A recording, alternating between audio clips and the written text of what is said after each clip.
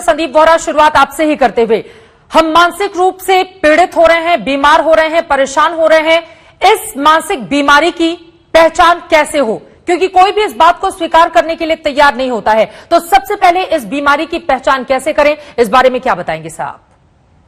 देखिए, आपको अंदर कुछ भी आपकी अगेंस्ट जैसे अंदर से घबरा, मन का चिड़चिड़ापन हो जाना, या तो बिल्कुल या बहुत ज्यादा आना, या कुछ भी ऐसी चीज जो आपको लगता हो अंदर से आप अपने आप को नॉर्मल महसूस नहीं कर रहे, या आपके घर वाले या लव्ड वंस कहें कि आपके बिहेवियर में कुछ चेंज आ रहा है।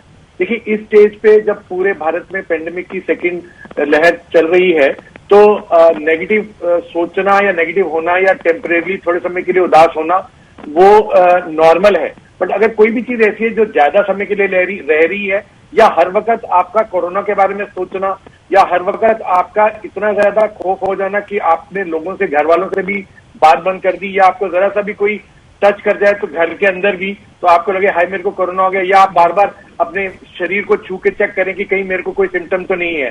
तो जरूरत से ज्यादा कोई भी ऐसे लक्षण जिसमें आपको लगे कि आपकी नॉर्मल नेचर से हटकर है, वो अधिकतर दर्शाता है कि आपके अंदर स्ट्रेस बढ़ रहा है। उसकी फॉर्म कुछ भी हो सकती है और उसका रूप कुछ भी हो सकता है। ये महत्वपूर्ण बात आपने कही है डॉक्टर मलिहा। अब इसी सवाल का जवाब आपसे भी मैं लेना चाहूंगी।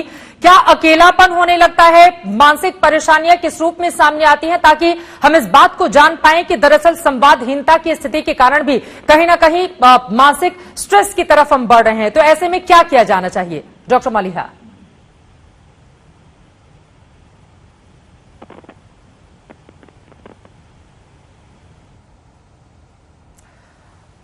उन तक शायद हमारी आवाज नहीं पहुंच पा रही है। डॉक्टर हरीश शेट्टी, अब मैं सीधे आपका रुख करते हुए, क्योंकि ये महत्वपूर्ण हो जाता है।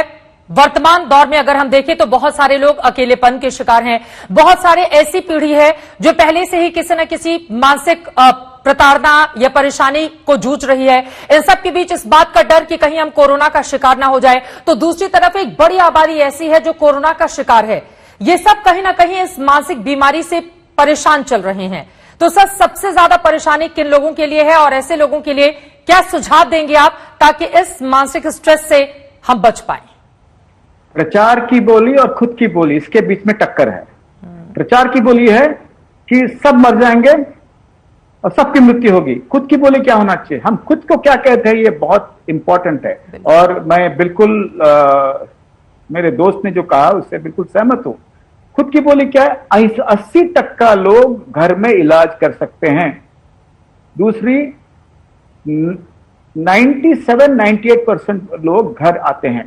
तो उस समय जब डर लगता है तो हम स्तब्ध हो जाते हैं। स्तब्ध हो जाते हैं तो हमें अपना डर और बढ़ जाता है, और कुछ नेगेटिव समाचार यदि अपने कान में आए तो और डर बढ़ जाता है, और हम किसी से बात नहीं करते। उस समय दो बातें बहुत महत्वपूर्ण है। एक, अपने सोशल नेटवर्क के साथ संबंध रखना, अपने दोस्तों के साथ बात करना, अपने जो रिश्तेदार है उनके साथ बात करते रहना, और अपना डर बांटना।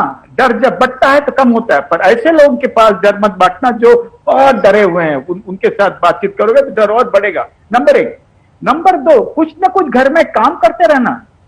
24 घंटा कोरोना के बारे में बात मत करना, और भी बहुत कुछ बातें हैं जो हम कर सकते हैं साथ में।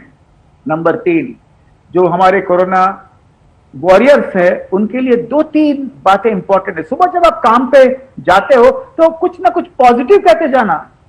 जब अस्पताल से लोग घर जा रहे हैं तो उनको अच्छी तरह से टाटा करना, कहना कैसे लगता है, और उनकी जब अप्रिसिएशन आप सुनते हैं तो हमें अच्छा लगता है। और जब कोई शव अस्पताल से जाता है उन्हें भी हो सके तो विदाई देना।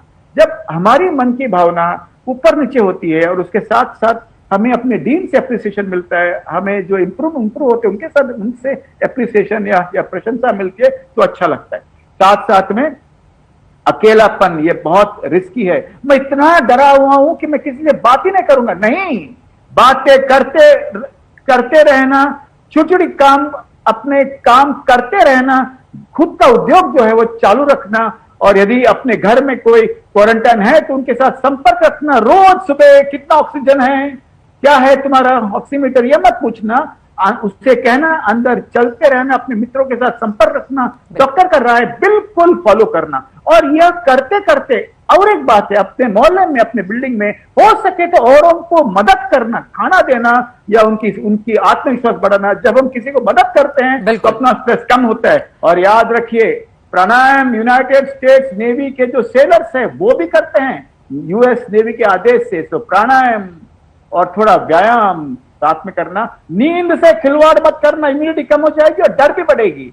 और हो सके तो 7-8 घंटे की नींद लेना। और यदि अपने घर में मृत्यु हुई है या किसी के घर में मृत्यु हुई है, किसी घर में मृत्यु हुई है, तो उन्हें कंडोलेंस देना, बट शर्लॉक होम्स मत बनना, इंक्वायरी ऑफिसर मत बनना। कैसे हुआ, क्या हुआ, कौन से हॉस्पिटल में गए, कहां गए, कौन डॉक्टर से, नहीं।